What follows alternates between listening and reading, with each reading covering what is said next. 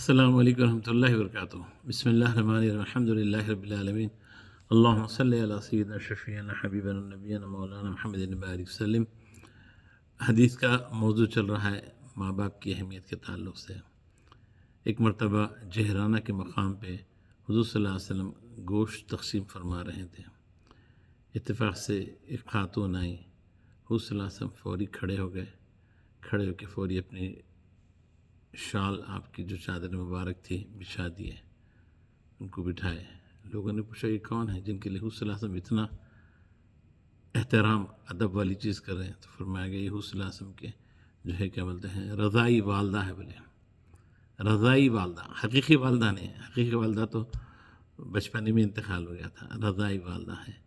ان کو حوصلہ مطلب یہ ہے کہ جو ہے اس طریقے سے اہتمام کرنے کا حکم دیا گیا ہے۔ اور یہ بھی ایک چیز ہے کہ ماں باپ بھی اولاد میں تفرقہ نہیں کرنا چاہیے۔ یہ بھی ایک چیز ہوتا ایسا ہے، کسی بچے کو خوب چھڑا دیے، کسی بچے کو خوب تعریف کر دیے، کسی بچے کو بہت گرا دیے، یہ چیز نہیں کرنا ہے۔ حضور فرمائے جب تم کسی ایک بچے کو بوسا لو تو دوسرا بچہ اگر تم کو پسند بھی نہیں ہے تو اس کو بھی بوسا لو۔ بولے یہ ہے کہ بچوں کے اندر ایک فیلنگس آ جاتی ہے کہ ماں ان کو زیادہ چاہتے، مجھے نہیں چاہتے، باپ ان کو زیادہ چاہتے، مجھے نہیں چاہتے، تو یہ معاملہ بھی نہیں کرنا ہے۔ وہیں سے جو ہے کیا بولتے ہیں دشمنی پھیلتی بھائی بہنوں میں۔ تو ماں باپ کا بھی کام یہ چیز رکھنا ہے۔ اور یہ بھی ایک چیز بتایا گیا ہے کہ جو ہے ہر ایک کے ساتھ رویہ برابر رکھنا۔ ماں باپ تو کوشش کرتے ہیں ہر ایک کے ساتھ رویہ رکھنے، کبھی کبھی جو ہے ان سے بھی چوک والی چیز ہو جاتی ہے، مگر ایک چیز یہ ہے کہ بعض وقت ماں باپ کے اندر بھی جو ڈفرینسز رہتے بولے، کئی جگہ اختلافات رہتے بولے، تو پھر ویسی صورت میں کیا کرنا اولاد؟ تو بعض وقت نادانی میں اولاد کسی ایک طرف ہو جاتی ہے، کوئی ماں کی طرف ہو جاتے ہیں، باپ سے بات نہیں کرتے، باپ سامنے آتا سلام بھی نہیں کرتے، کوئی باپ کی طرف ہو جاتے ہیں، ماں کے مخالف ہو جاتے ہیں۔ تو ایسی صورت میں کسی ایک کا حریف نہیں بننا ہے۔ جس میں کہ صرف اتنا کر سکتے تم، اگر ماں کو مارنے کے لیے ہاتھ بھی اٹھایا، آپ اس کا ہاتھ نہیں پکڑ لے سکتے، کیسا مارنے جی بل کے یہ کر سکتے ہیں کہ آپ ماں کو جو ہے پروٹیکٹ کرنا، آپ اس طریقے سے ماں کو اس طریقے سے پروٹیکٹ کرنا، اس طریقے سے، اور جو ہے پرواہ نہیں باپ کی مار اپنی پیٹھ پہ کھا لینا، مگر باپ کا ہاتھ پکڑنے کا آپ کو حق نہیں ہے۔ یہ چیز ہے۔ بعد وقت کیا ہوتا ہے جہالت کے اندر کوئی ایک طرف ہو جاتے بچے، ماں کی طرف ہو جاتے، بس باپ کے دشمن ہو جاتے، کبھی باپ کی طرف ہو جاتے، بس جو ہے کیا بولتے ہیں ماں کے دشمن ہو جاتے ہیں۔ یہ بہت بڑی غلطی ہے۔ یہ بھی ایک چیز ہے کہ آپ کسی کو، ہاں ان کا معاملہ ہے، قیامت کے دن اللہ تعالیٰ فیصلہ کریں گے ان دونوں کے درمیان میں بھی، فیصلہ کرنے والی عزت اللہ کی ہے۔ اولاد کو کوئی اختیار نہیں ہے، بابا تم غلط ہے، اماں تم غلط ہے بولنے کا کوئی اختیار نہیں ہے۔ فیصلہ ماں باپ کا بھی حساب کتاب ہونے والا ہے۔ ہاں ایسا نہیں ہے کہ جو ہے کیا بولتے ہیں ماں باپ ہے تو ان کو حساب کتاب نہیں ہے نا، وہ بھی میدان محشر میں کھڑا رہنے والے ہیں۔ اگر انہوں بھی کچھ کوتاہی کرے ہیں تو برابر ان کو بھی جواب دینا پڑے گا۔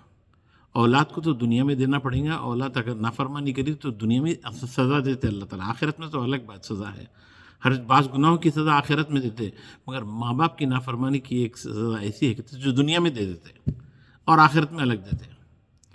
تو فیصلہ کرنے والی ذات اللہ کی ہے، ہم فیصلہ نہیں بول سکتے، نہیں امی بہت اچھے ہیں، نہیں ابا بہت اچھے، ہاں آپ کو بولنے کا حق ہی نہیں ہے، کسی ایک کی طرفداری نہیں کہ آپ کا کام ہے دونوں کے ساتھ بالکل آپ جو ہے کیا بولتے ہیں آپ نیوٹرل رہ کے آپ ان کے ساتھ رویہ رکھنا ہے۔ یہ بھی ایک چیز ہے۔ اور ایک چیز بتایا گیا ہے کہ یہ جو ہے کیا بولتے ہیں